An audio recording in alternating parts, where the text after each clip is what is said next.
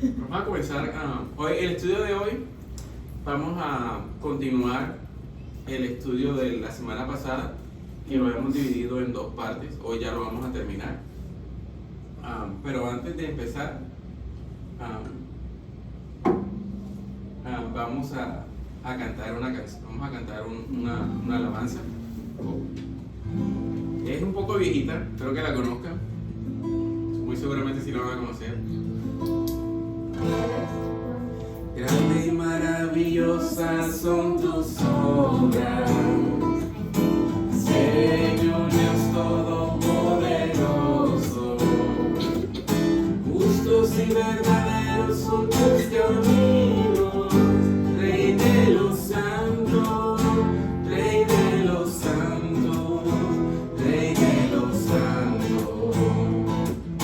¿Quién no te temerá, oh Señor? Y glorificará tu nombre, pues solo tú eres santo, por lo cual todas las naciones vendrán y te adorarán, y te adorarán. Aleluya, amén. Aleluya, amén. Aleluya, amén. Aleluya, amén. Y le baja aquí el volumen. Ok, so en la clase pasada el tema fue su nueva libertad cuando estamos en Cristo y alcanzamos a cubrir estábamos explicando que el concepto de libertad para el mundo es muy distinto al concepto de libertad que nosotros los cristianos tenemos, porque para ellos la libertad es algo que es exterior, no algo que es espiritual. Y explicábamos que la Biblia nos enseña que solamente aquellos cuyos verdaderamente están en Cristo somos verdaderamente libres, como dice la Escritura. Y entonces estábamos explicando de qué Dios nos había libertado. Habíamos explicado de que nos había libertado del pecado, que nos había libertado de la culpa, que nos había libertado del castigo y del poder. Y antes de eso habíamos dicho por qué Él nos había tenido que libertar, cuál era nuestra condición y por qué nosotros debíamos ser libertados. Y habíamos dicho que nuestra condición era que estábamos muertos. ¿Por qué? Por causa del pecado de nuestros primeros padres. A raíz de ahí, todos los que nacemos, o todas las personas que nacen con el pecado remanente, con un pecado que mora en ellos. Y nacen en una condición, y nacen en enemistad con Dios. Y a causa de esa enemistad, Dios tuvo que crear un plan para poder salvar al hombre. Ahora, y explicábamos que el hombre cayó en esa condición por él mismo. Él cayó en un abismo del cual él no puede salir y él es responsable de salir de ahí, aun cuando él no pueda. Y estuvimos viendo algunos textos con respecto a eso. Y estábamos hablando de que Dios tuvo que crear un plan porque él no puede ir en contra de su justicia. Y él aborrece el pecado. Y la única manera para que nosotros pudiéramos ser salvos era que Él tenía que enviar a alguien de valor infinito y castigar todos los pecados y castigar los pecados tuyos y míos en esa persona de valor infinito. ¿Y quién fue esa persona? La segunda persona de la Trinidad, que es Jesucristo. Decíamos también que en cuanto a que Dios es justo, estábamos diciendo que justo no es lo que a mí me parece que es justo. Decíamos que justo es todo lo que Dios hace. Y leímos algunos versículos con respecto a la justicia de Dios, donde decía que todo lo que Dios hace es justo y no es justo lo que a mí me parece que es justo. Decíamos que la masacre de Jericó es justa. Que el diluvio, cuando él arrasó con toda la humanidad y solo dejó a Noé y a su familia, es justo. Decíamos que Dios es un Dios de justicia, que es un Dios que es justo y que hay cosas que tal vez a nuestra mente finita no vamos a poder entender del por qué, pero no es de nosotros de decir, es que eso no es justo, porque estaríamos yendo en contra de lo que dice la palabra cuando declara que Dios es un Dios justo y que en Él no hay injusticia. Entonces vamos a seguir con la clase y el primer punto va a ser, o la continuación va a ser libertad. ¿De qué otra cosa fuimos libertados? Y es que fuimos libertados del temor. ¿Amén? La clase hoy va a ser corta, va a ser muy participativa, va a estar preguntando. Decía que fuimos libertados del temor. Si yo les pregunto a ustedes, ¿cuál sería uno de los temores que es más común en los cristianos? ¿Cuál ustedes dirían que sería uno de los temores que es más común en los cristianos? Porque aun cuando entendemos que hemos sido libres, todavía nosotros batallamos con cosas que sabemos que tenemos que overcome o conquistar, pero no lo podremos hacer sin la ayuda del Espíritu Santo. ¿Amén? Entonces, ¿cuáles son esas cosas que a usted se le vendría a su mente de algún temor que aún estando en Cristo es común en los cristianos, o algo como lo que usted dice, usted pudiera decir, una vez vine a Cristo, entendí esto y sabía que tenía que batallar con esto, pero hoy gracias a Dios he podido ser verdaderamente libre porque con la ayuda del Espíritu Santo solté eso. Él me ayudó a dejar eso. No todos a la misma.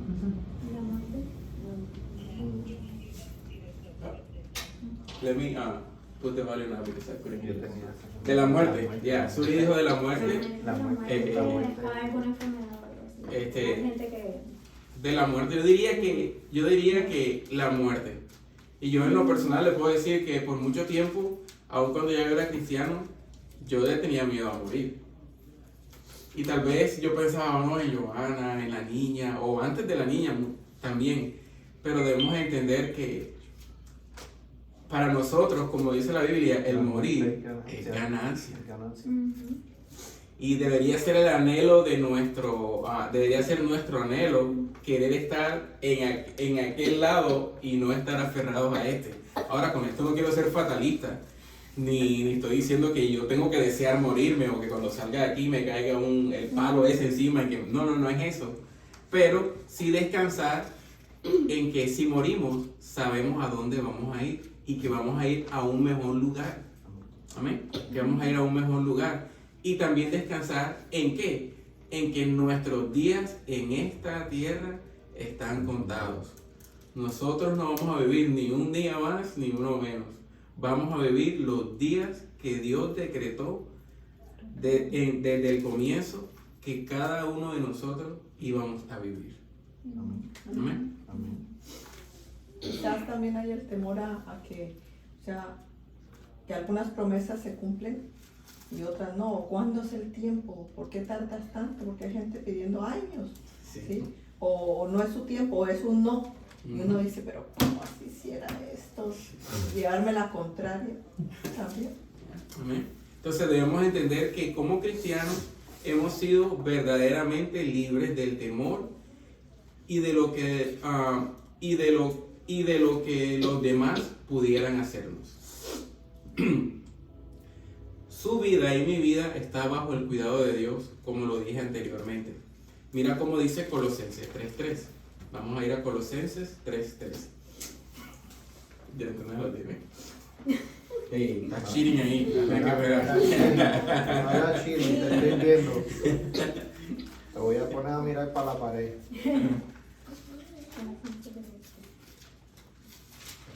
Ya que todos lleguen allá. Colosenses 3:3. For you this life, and your real life is hidden with Christ in God. En español, Harry. Porque habéis muerto y vuestra vida está escondida con Cristo en Dios.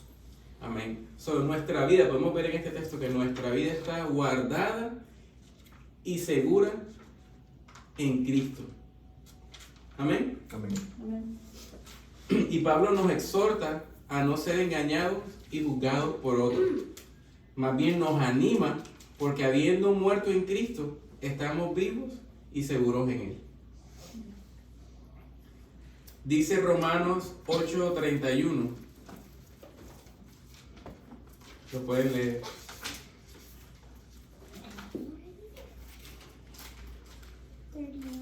¿Ya? Léelo, gente. Romans 8:31.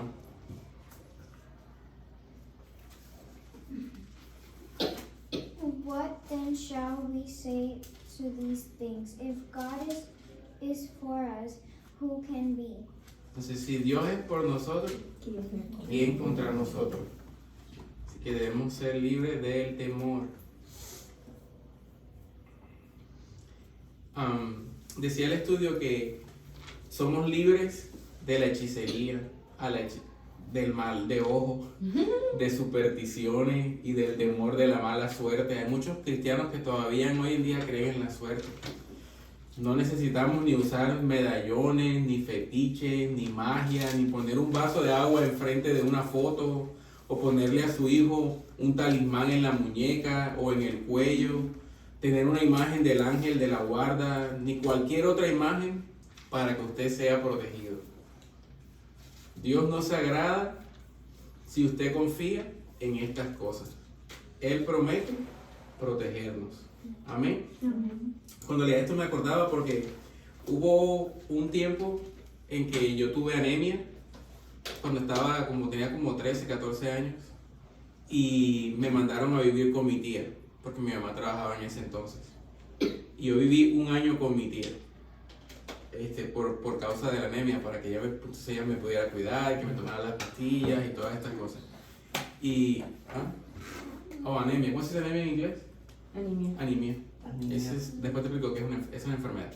Entonces, yo me acuerdo que viviendo con mi tía, cuando nos poníamos la camisa del uniforme, mi tía siendo cristiana, cuando nos poníamos la camisa del uniforme, nos mandaba para el colegio a mi primo, a mi prima y a mí, y nos ponía aquí atrás, como en una bolsita donde vienen los anillos, nos ponía un alcanfor. ¿Sí conocen lo que es alcanfor? Sí. Nos ponía un alcanfor porque que el olor del alcanfor alejaba no sé qué cosa. Y yo siendo niño, la verdad yo no creía en nada de esas cosas. Porque mi mamá nunca nos inculcó eso ni a mi hermana ni a mí, cuando crecimos con ella. Pero mi tía sí, nos mandábamos con ese alcanfor para todos lados, con ese olor, brother, porque eso huele. Sí, y me acuerdo que a la vuelta donde vivía mi tía, vivía otra tía. Y a veces nosotros íbamos a visitarla. Pero al lado de donde mi tía vivía una señora que decía que ella era bruja. Y entonces ella decía que cada vez que mi primo iba allá, ella le hacía mal de ojo. Y mi primo terminaba con fiebre, enfermo, siempre. Entonces prácticamente mi primo tenía prohibida la ida a esa casa. Pero si era que tenía que ir, porque todos íbamos a ir y él no se quería quedar, ella le daba un limón y él se lo ponía en el bolsillo. Y entonces él tenía que estar agarrando ese limón. Sí, todo el tiempo. Él no podía sacar la mano del bolsillo. Él tenía que estar agarrando ese limón todo el tiempo para que... Toda superstición. Sí, exacto, para que el mal de ojo de la bruja no le fuera a hacer nada al niño. Ay, Dios mío. Entonces, a mí me da risa. Y la verdad es que yo nunca creí en eso. Yo me dejaba poner el alcanfor porque era eso, o aguantarme un regaño, o que iban a llamar a mi mamá, que yo no estaba haciendo caso. Entonces yo, la verdad, me dejaba poner el alcanfor. No tenía de otra, a la verdad. Pero, parece mentira, pero hoy en día hay muchos cristianos que usted habla con ellos a veces y creen en esas cosas. Creen en cosas como que, hey, no vaya a pasar por debajo de la escalera. ¿Y qué pasa si paso por debajo de la escalera? Que Ok. no abras el paraguas dentro de No la abras casa. el paraguas dentro de la casa. Es un gato negro. Vi un gato negro. Se rompió. Ay, me rasca la mano, eso es saladera o dinero, no sé qué es. Que no pongas la cartera en el piso. No, Que se te vaya. sí. O hay otros que abren la Biblia en el Salmo 91 para que no se le metan los ladrones. La Biblia abierta en el Salmo 91, en el Salmo 90, no sé cuál es, 91, y entonces así el ladrón no va a entrar. O sea, eso son supersticiones. Y nosotros hemos sido libres de todas esas cosas. Pero y hay también otros que, con respeto de muchos hermanos, ¿verdad? Que también nos valemos de supersticiones cristianas donde decimos me curo con la sangre de Cristo y eso me impide que me caiga cualquier cosa. Pero nada más con decir me curo con la sangre de Cristo. Y eso a veces son también cosas que hemos adquirido que no... Sí, porque yo a veces escucho me curo con la sangre de Cristo, entre me curo con la sangre de Cristo y Santo Niño de Atocha o cualquier santo que tú quieras nombrar, yo no veo ninguna diferencia. Es como ¿cómo se dice eso? Como Un rezo. un rezo, exacto, como que ya lo dije, entonces ya tengo la protección. Pero en realidad enseña la Biblia que nosotros debemos cubrirnos con la sangre de Jesús. O más bien enseña la Biblia para qué fue el derramamiento de la sangre de Cristo. Son cosas que cuando uno lee y uno estudia la Biblia, uno a veces como que, wow, yo hacía esto, mira, yo no debo hacer esto, esta es la luz que tengo ahora. O sea, no hay que cubrir, o sea, sí se puede uno cubrir, pero no como superstición, de que esté cubierto. Exacto, la aplicación de estar cubiertos con la sangre de Cristo tiene una aplicación salvífica. Es correcto. Salvífica, o sea, en cuanto a nuestra salvación, pero no de que... Entonces yo digo ahora me curo con la sangre de Cristo y no me voy a enfermar, eso no es así. O me curo con la sangre de Cristo y esto no me va a pasar. Eso Se volvió muy popular durante el COVID, estaba todo el mundo cubierto con la sangre de Cristo y yo había un poco que le dio COVID. Entonces yo puedo decir, entonces la sangre de Cristo no lo cubrió. No es eso, sí, es que era simplemente una superstición. Porque la Biblia enseña para qué fue realmente el derramamiento de la sangre de Cristo. O sea, no veo yo en la Biblia que me invite a que yo tenga que estar cubriéndome con la sangre de Cristo. Yo sí veo en la Biblia a que yo me tengo que poner la armadura de Dios. Eso sí yo veo en la Biblia, que me manda ahora en Efesios 6 a vestir la armadura de Dios para que soportemos el día malo. Y ese día malo, cuando tú estudias cuando tú estudias en la carta de Efesios, eso son cosas espirituales, que muchas veces el agente se va a dejar usar como un agente para crearte y traerte el mal, sí, pero aún lo que se mueve detrás de eso son cosas espirituales, porque ahí mismo en Efesios 6 dice que nuestra lucha no es contra carne ni sangre, sino contra huestes espirituales y otras cosas más que no recuerdo cómo dice el texto. Entonces yo sí veo en la Biblia que la Biblia me manda a vestir la armadura de Dios. Y cuando digo de vestirla, es que nuestra armadura es Cristo, hermanos. No es una armadura que yo me quito y me pongo todos los días, ay, me pesa mucho, me la voy a quitar y mañana cuando me levante me la pongo otra vez. No se trata de eso. Es simplemente el simbolismo que usó Pablo para que nosotros pudiéramos, Pablo inspirado por el Espíritu Santo, para que nosotros pudiéramos entender. ¿Amén? Entonces Dios nos dice, no te desampararé ni te dejaré.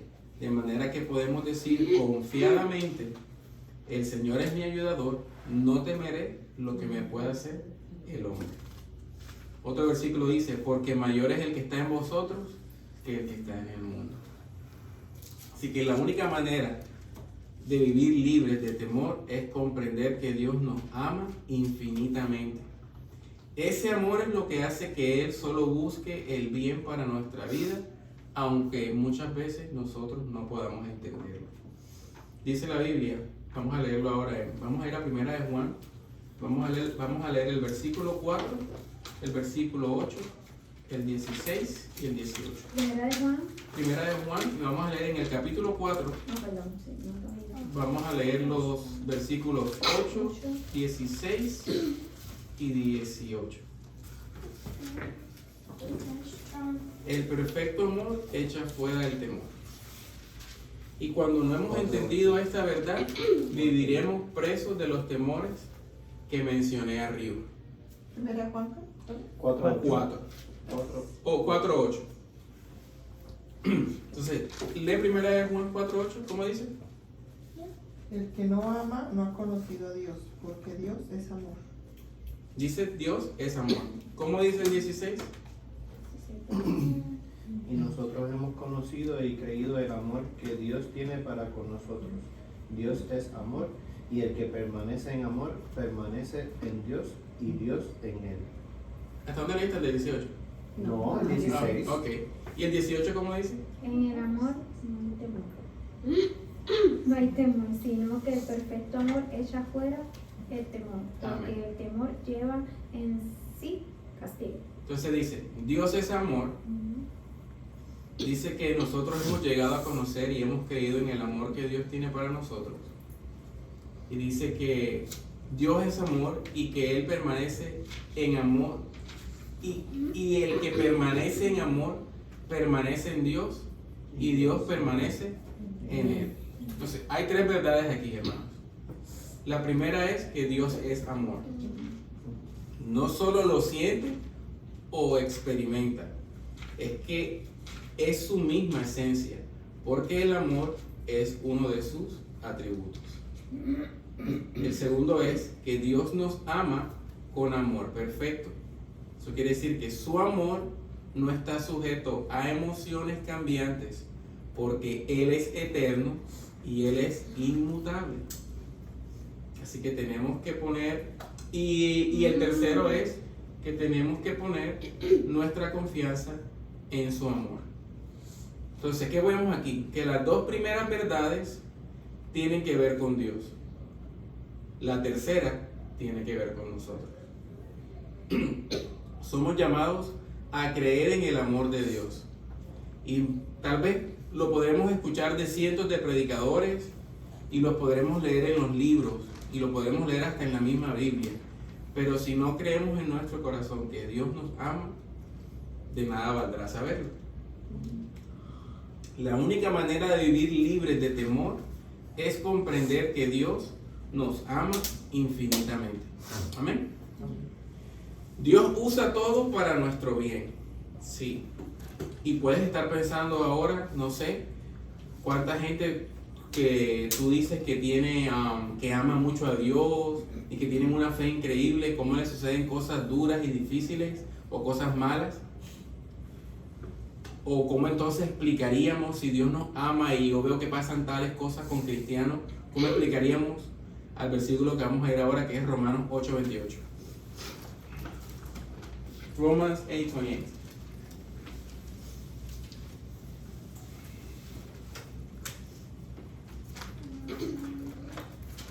Tienes que esperar que todos busquen, hermano. Sí, ahorita que todos lleguen ahí, tú puedes.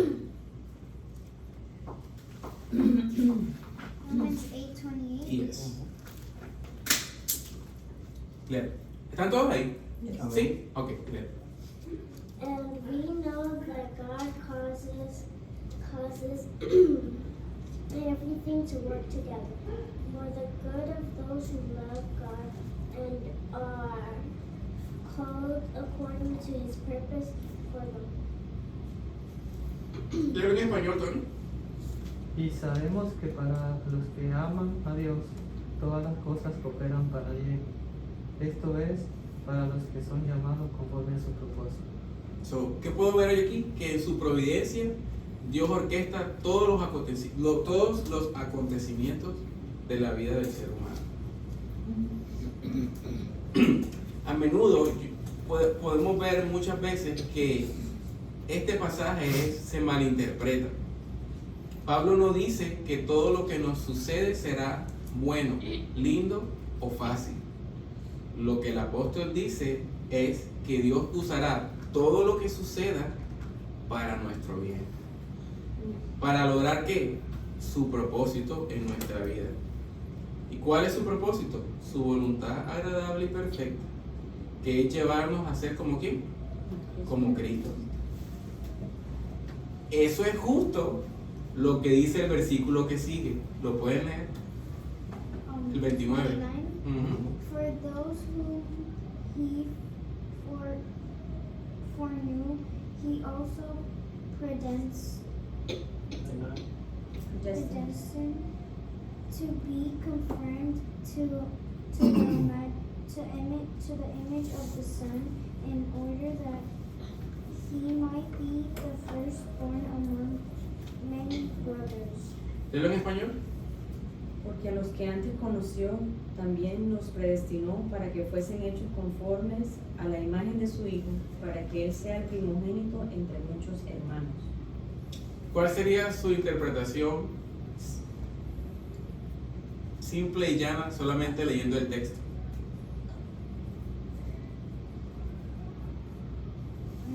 ¿Qué pudieran decir ustedes de ese versículo?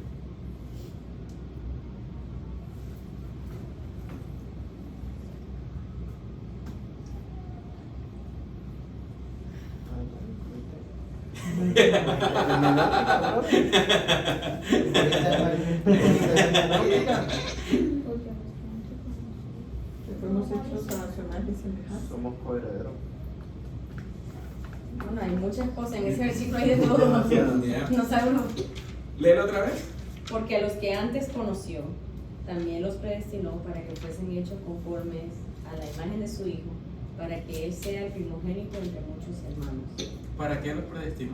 Para que fuesen hechos conformes a la imagen de su Hijo. O sea, que ese que fue predestinado, ese propósito por el cual fue predestinado, se va a cumplir sí o sí.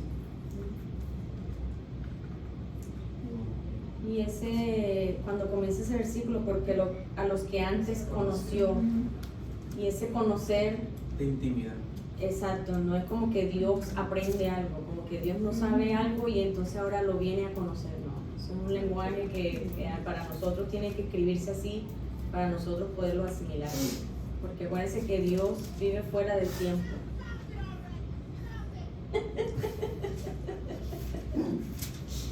Dios vive fuera del tiempo. Y entonces dice a los que antes conoció, antes de nosotros nacer, pero antes de que nosotros naciéramos, Dios es Dios. Y ya desde antes nos había amado. Ese conocer es de amar, de intimidad, de que desde antes de que nosotros fuésemos formados, Él ya nos había conocido. Dios no puede aprender algo, porque Él lo sabe todo. Entonces mira, cuando tú lees el versículo 29, no solo se refiere a la omnisciencia de Dios en el sentido de que Él supo desde el pasado eterno quiénes habían de venir a Cristo. Más bien habla de una decisión predeterminada en Él para derramar su amor sobre nosotros y establecer una relación íntima. Es decir, se trató de su propia elección. Dice que los predestinó. ¿Qué significa predestinar? Marcar, designar o determinar de antemano. Aquellos a quienes Dios escoge, Él los destina para su propio fin determinado, que es ¿cuál? Según ese versículo, la semejanza de ¿quién? De su Hijo. Dice, hecho conforme a la imagen de su Hijo. Eso quiere decir que la meta del propósito predestinado de Dios para los suyos es que sean hechos semejantes a Jesucristo. Este es el premio del supremo llamamiento. Dice primogénito. ¿Por qué? Porque el único que es en realidad el justo heredero es Cristo. Él es el que más sobresale entre aquellos que se han convertido en hermanos al ser hechos semejantes a Él. ¿Ven? Entonces nuestro concepto de qué es lo bueno no siempre se corresponde con la idea de Dios. Y es ahí cuando llegan nuestras frustraciones y nuestros temores. Sin embargo, si entendemos y creemos que Dios nos ama con amor perfecto, entonces podemos vivir libres del temor. Venga lo que venga, porque la Escritura enseña claramente en ese mismo capítulo de Romanos 8 que nada, ¿qué es nada? Nada. Ninguna cosa nos podrá separar de su amor. Su amor nos perfecciona, nos hace semejante a Cristo y nos lleva a cruzar al otro lado de la eternidad. De manera que Dios usará todo lo que suceda para nuestro bien, para lograr su propósito en nuestra vida. Tenemos que vivir arraigados en Cristo.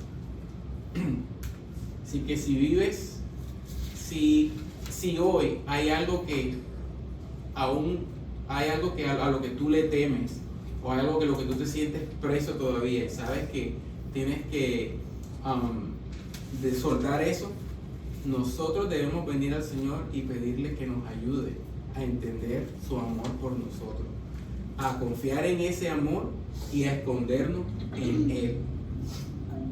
Vivimos en un mundo caído donde suceden cosas que nos alejan, donde suceden cosas que muchas veces nos dejan como atónitos, sin hablar, como que no puedo creer que esto pasó. Cosas que nos hieren, que nos enferman. Pero tenemos la promesa del amor inagotable de Dios. Y Él demostró ese amor ¿en dónde? En la cruz. Como dice Romanos 5:8. Dice, pueden ir ahí, mas Dios muestra su amor para con nosotros, que siendo aún pecadores, Cristo murió por nosotros. Él mostró su amor para con nosotros primero. Él nos amó primero a nosotros. Entonces, ¿qué temores están ahogándote hoy? Yo no lo sé. Solo tú sabes y solo yo sé cuáles son los míos. Pero ¿qué tal si ahora mismo tú los confiesas al Señor? Él ya los conoce, pero al confesarlos, estás reconociendo o estamos reconociendo nuestra necesidad de vivir cimentada en la seguridad de su amor. Deberíamos orar como Pablo hizo por los Efesios, que podamos comprender con todos los santos cuál es la anchura, la longitud, la altura y la profundidad, y de conocer el amor de Cristo que sobrepasa el conocimiento, para que sean llenos hasta la medida de toda la plenitud de Dios. Así que debemos vivir arraigados en el amor de Cristo, porque viviendo así es vivir en plenitud y sin temor. Y mira ese texto ahí de Romanos 5:8, que a veces uno lo lee porque uno de los textos que uno primero se memoriza cuando uno va a evangelizar. Pero si tú te detienes ahí a canalizar todo lo que dice ese versículo, primero está hablando del amor de Dios, pero dice que Cristo no murió por nosotros cuando nosotros estábamos bien, moralmente superior a otro. No. Siendo aún pecadores. Cuando nosotros siendo pecadores, yo pecadora, Cristo murió por mí. O sea, no era que yo me estaba portando de lo más bien, no era que yo tenía méritos con Dios, no era que yo estaba cerquita ahí de tocar el trono por mi propia santidad. No, es que yo siendo pecadora, Él murió por mí. Y a veces nosotros erramos en eso, de que tal vez nosotros escogimos acercarnos a Dios de nuestra propia voluntad, porque nosotros somos moralmente mejores que otros. Es que el otro está perdido y yo sí pude encontrar a Dios. No, es que todos estábamos en el mismo barco perdidos, y Él vino a salvarnos. Eso es como leíamos y hemos aprendido en otras clases, cuál era nuestra condición antes de que el Espíritu Santo viniera y cambiara nuestro corazón de piedra por uno de carne. Dice en Tito 3:3, si mal no recuerdo la cita, dice una cantidad de cosas, por la que a mí más me queda es que dice que éramos aborrecibles y aborrecidos, entre todas las demás que dice, y está describiendo nuestra condición antes de la regeneración. Es como dice Joana, Él nos amó primero a nosotros, siendo aún nosotros pecadores. Él tuvo que diseñar el plan de enviar a una persona de valor infinito para poder reconciliarnos con Él mismo. Y como hemos explicado muchas veces aquí, todos nuestros pecados no quedaron impunes, fueron castigados en la segunda persona de la Trinidad. En Jesucristo fueron castigados todos nuestros pecados, para que nosotros entonces hoy podamos ser reconciliados. Recuerda que la obra expiatoria de Cristo en la cruz produjo propiciación que es que la ira de Dios fue aplacada, produjo reconciliación y produjo redención. Ahora, esa ira ha sido aplacada ¿con quiénes? Con todos aquellos que están en Cristo. Que son esos que una vez están en Cristo, entonces son justificados. Les he dado este diploma que dice justificado, que también lo hemos explicado aquí en otras clases. ¿Ven? Entonces también hemos sido librados del error. Decía el estudio, Satanás ha atrapado a millones de personas en las falsas religiones. ¿Sabía usted que existen más de 200 religiones en el mundo? Son pocos. Más de 200 religiones en el mundo. Pero si existe, ¿por qué a la gente las cree? Es porque muchos o pocos están creyendo en esa religión, que sea como se llame. Por eso que hoy ves muchas personas con ideas erróneas, misma maquinación del enemigo, que ellos oran al sol, a la luna, a las piedras, a los ríos, le oran a los árboles, tratan de encontrar la verdad en sueños y revelaciones, le piden a los espíritus de los muertos que les ayuden, encienden velas y queman incienso a ídolos, hechos de oro, plata, madera, piedra o yeso, de cualquier cosa. Ofrecen sacrificios y hacen votos cuando oran al espíritu para que les ayude, por al espíritu con la E minúscula, que les ayude.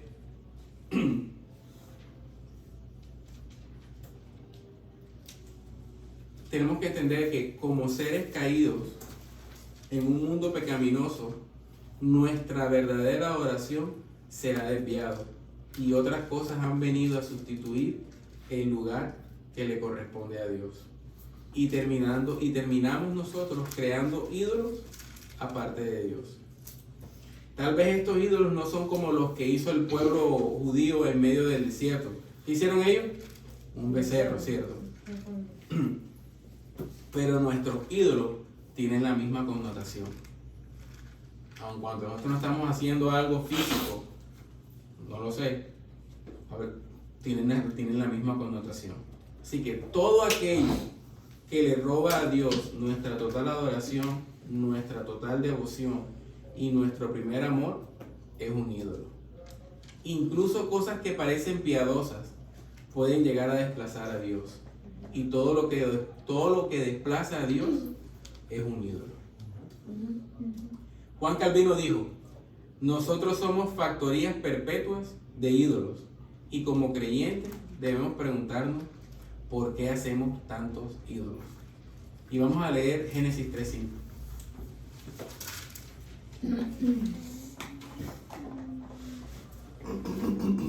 Ya que todo el mundo llegue allá.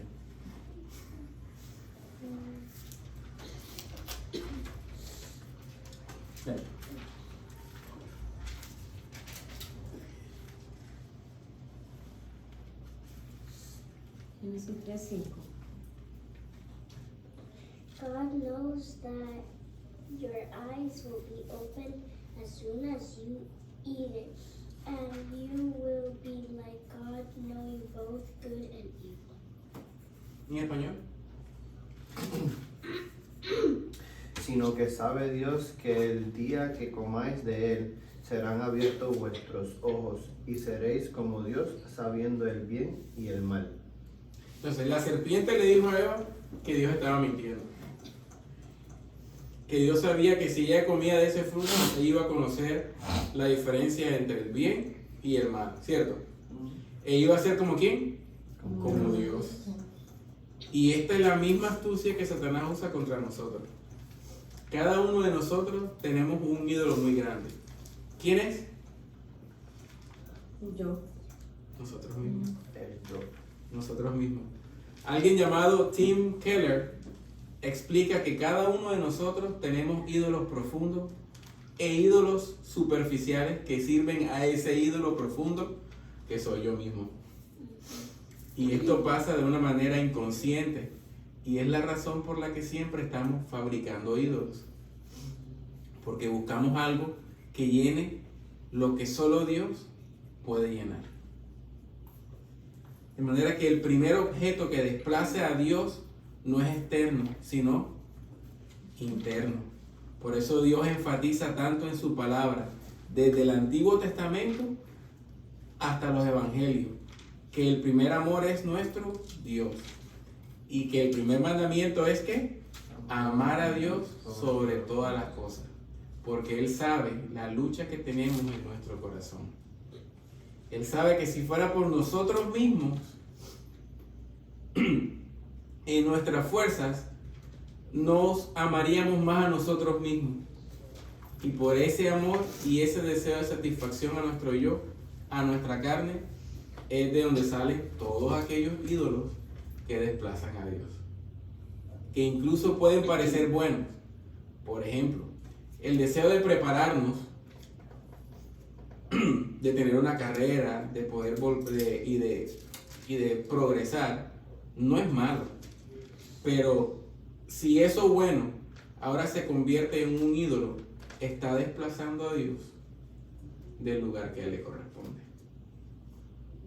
Nuestros hijos, si nosotros tenemos mucha admiración por nuestros hijos, pueden desplazar el lugar que le corresponde a Dios. Entonces tenemos que tener un balance y que realmente lo que esté como primero en nuestra lista de prioridades siempre sea Dios, y que el mismo Espíritu Santo nos ayude a entender a que si estamos colocando algo por encima de Dios, Él mismo nos redarguya y nos haga caer en cuenta de que entonces nosotros tenemos que trabajar lo que tenemos que trabajar para poner las cosas en su debido orden.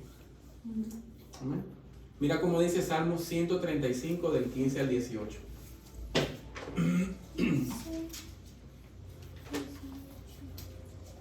The idols of the nation are silver and gold, the work of human's hand. They have mouths but do not speak. They have eyes but do not see. They have ears but do not hear. Nor is there any breath in their mouths. Those who make them become like them. So do all who trust in them. 18 to 18. So, cuando comenzamos que esto es gente que le ora a la luna, al sol, a los espíritus, mira lo que está diciendo ahí, que estos ídolos no tienen boca, no tienen oído, y que aquellos que adoran a esos o que los hacen, se hacen igual que ellos. Se envanecen. Tiene sentido. La palabra de Dios y no las ideas de los hombres nos muestra el verdadero camino al cielo. ¿Perdón, era Salmo 135? Del 15 al 18. Decía que la palabra de Dios y no la idea de los hombres. ¿Tienes calor? ¿Tiene calor? Sí, yo tengo calor. Y no las ideas de los hombres nos muestra el verdadero camino al cielo. Y al leer la palabra de Dios, nosotros podemos descubrir la verdad y esta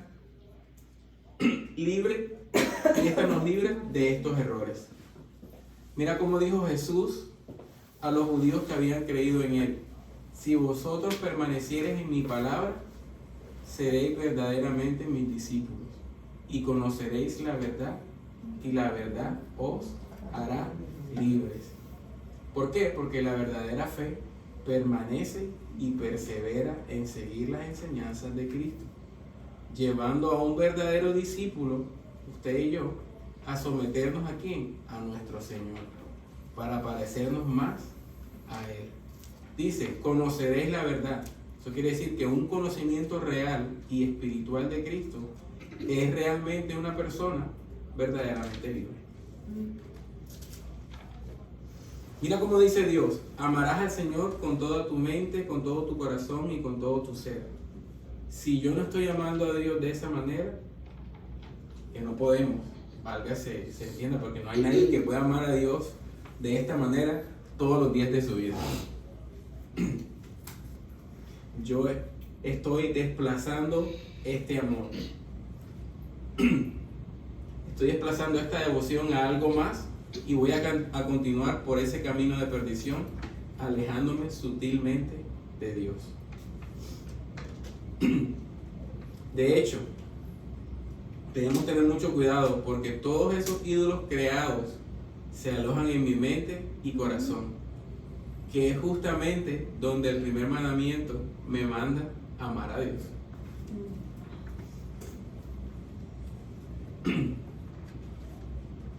Algún día me dice una amiga, tiene bastante, digamos, larga trayectoria en el cristianismo, y yo le dije que una persona me había hecho un favor, por ejemplo ellos que nacen en DAI, ¿sí? Y me dicen, hay unos ángeles me llevan.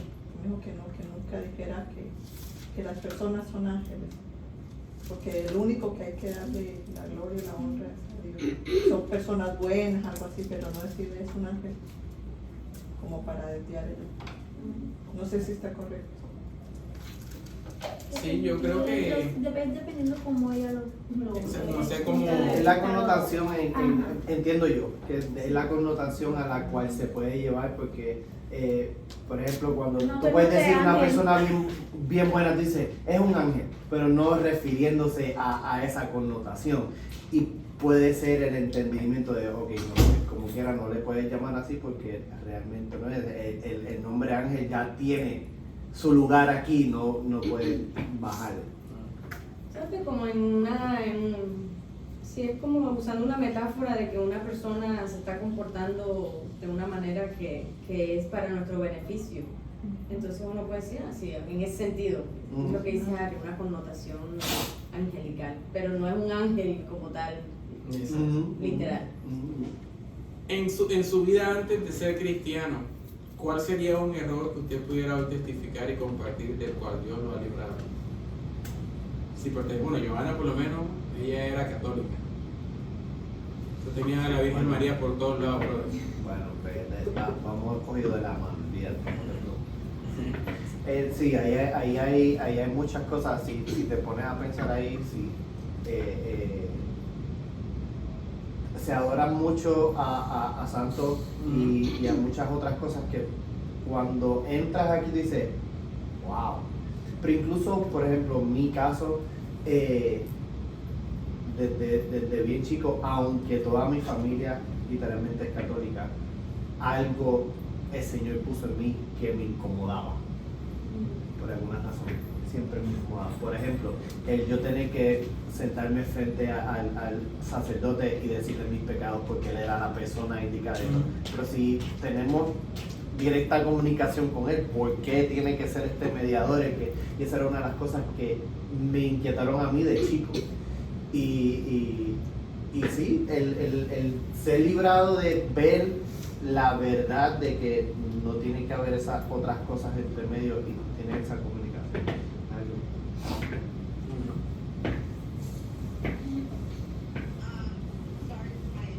No, it's fine. Lo que yo iba a decir era, bueno,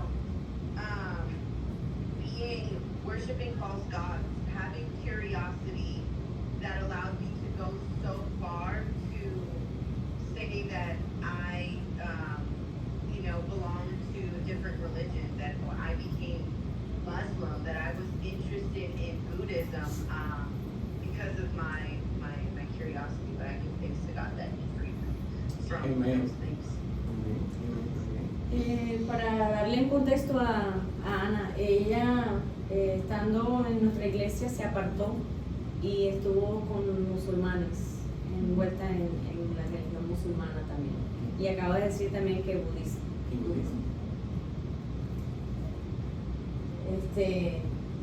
Pero gloria a Dios. Amén. Que she's back. Sí, she came back. Yeah. Un gran cambio. Sí. Lo que pasa es que nosotros, mira, aún el Evangelio para nosotros que estamos en Cristo nos toca predicárnoslo, Todos los porque días. lo que decías tú de la cita esa de Calvino, era Calvino, que decía que nosotros somos una fábrica de crear ídolos. yeah. O sea, nosotros creamos ídolos de todo.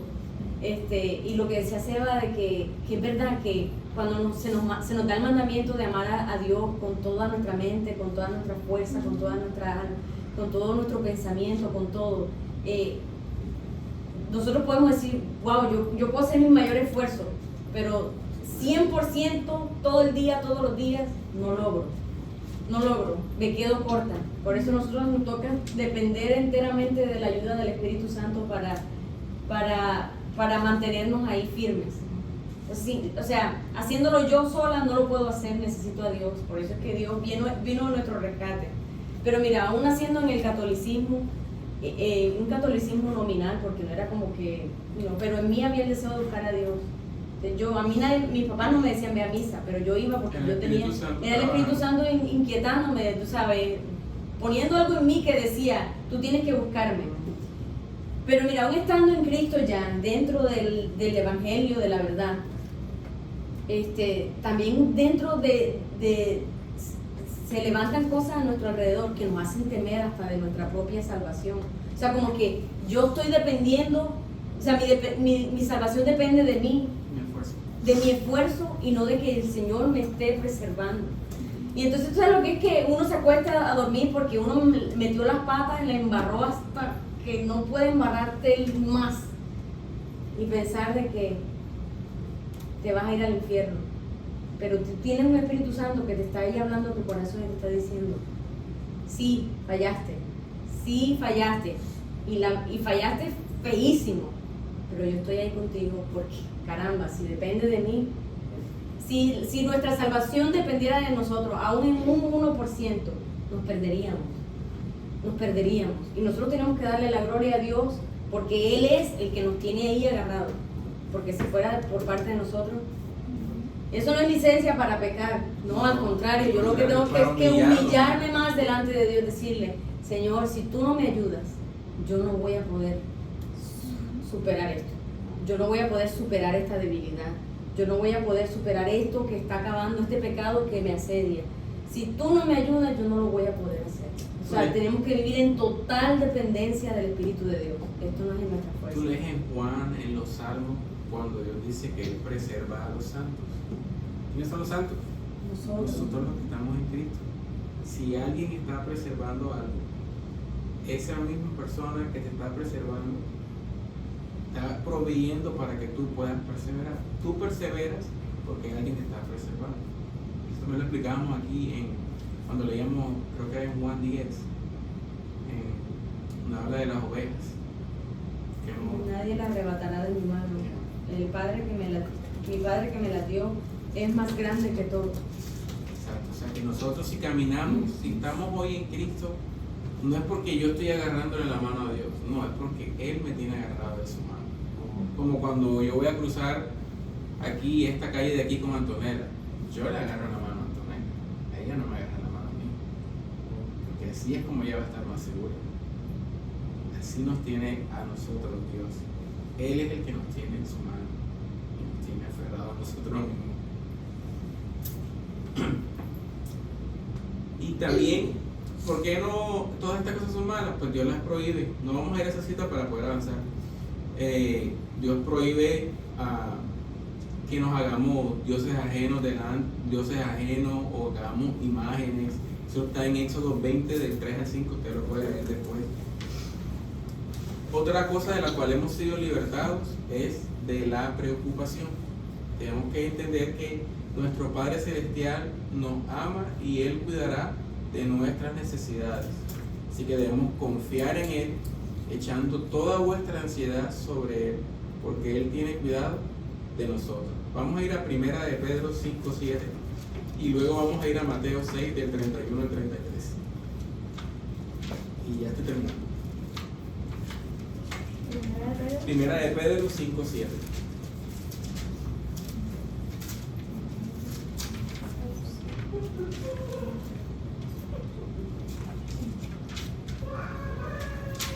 En Spider-Man.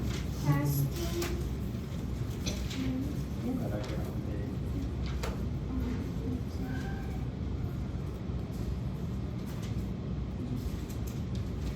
¿Ya? ¿Lo tiene? Claro, Tony. 5:7. Sí. Dice, echando toda vuestra ansiedad sobre Él, porque Él tiene cuidado de vosotros. Oh, 1 Pedro sí. 5:7. ¿Dilo otra vez? 5:7 dice, echando toda vuestra ansiedad sobre Él, porque Él tiene cuidado de vosotros. Amén. Este versículo está citando, yo lo voy a leer para ustedes, el Salmo 55, 22.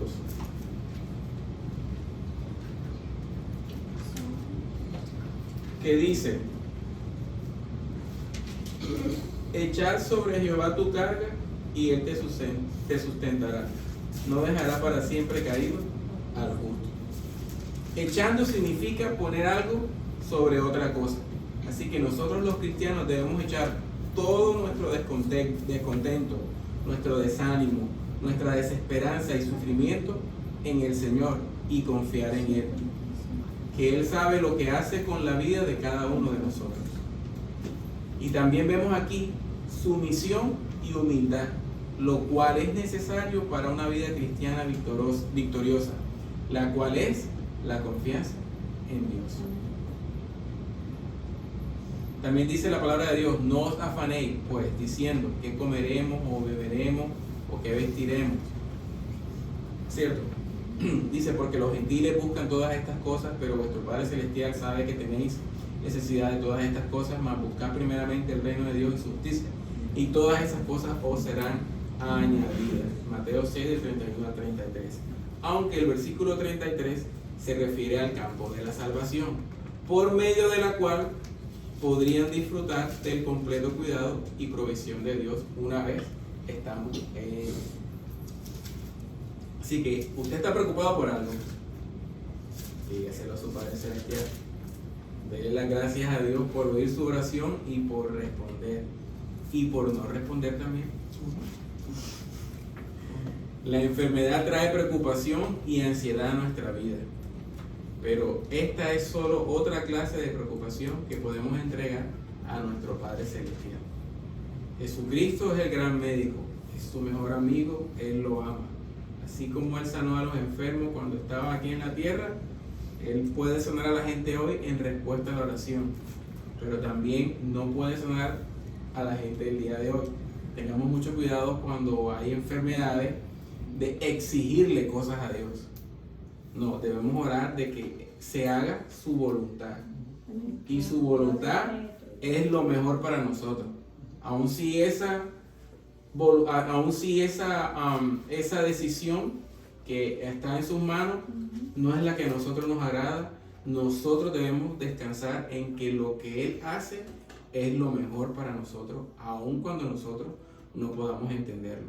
Estoy refiriéndome al campo de la sanidad, porque en este campo se ve mucho de que no acepto un no por respuesta y te sanas.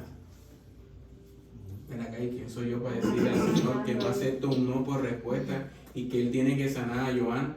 Y si el Señor no la quiere sanar, y si la sanidad del Señor es que ella vaya y parta con Él y esté hoy con Él, ¿cómo hago yo?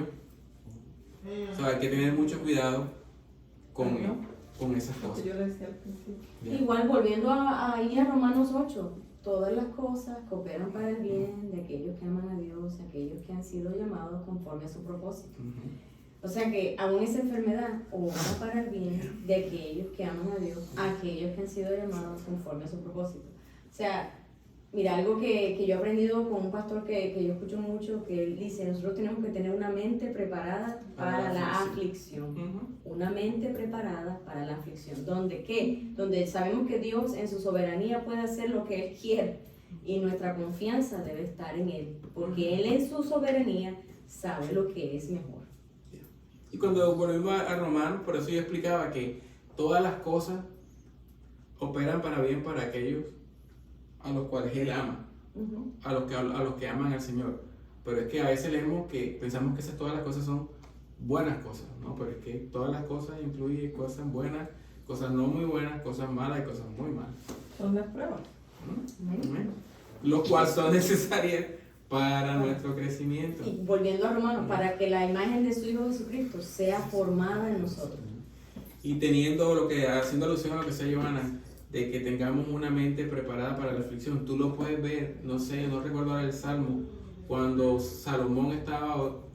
David estaba huyendo de su hijo Absalón porque lo quería matar.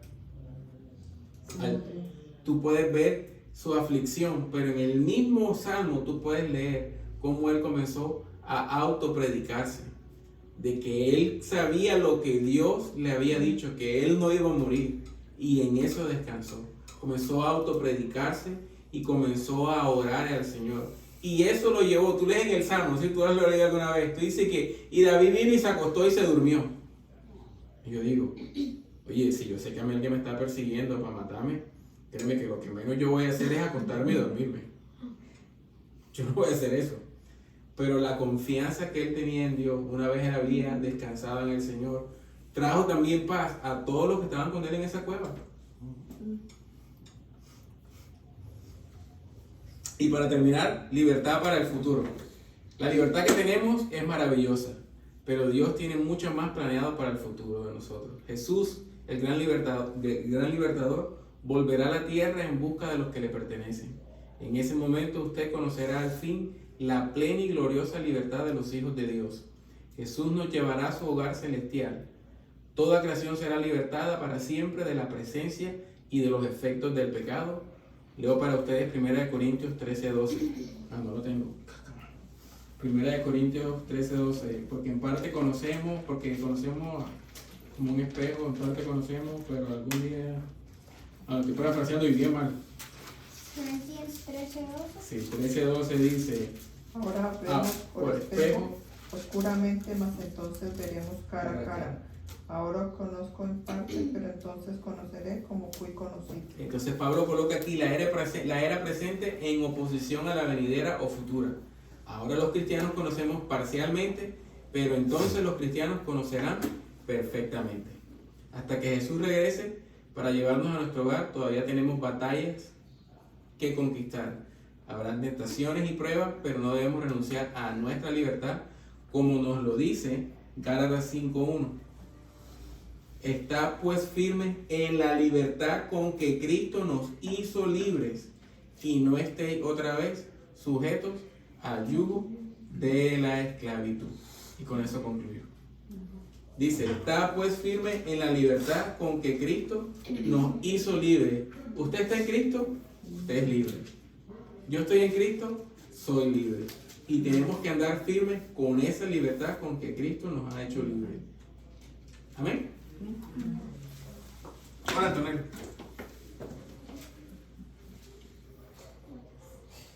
Hola, Antonio. Eterno Dios, Padre nuestro, que estás en los cielos, Señor, te damos gracias. Señor, gracias por tu presencia, Espíritu Santo.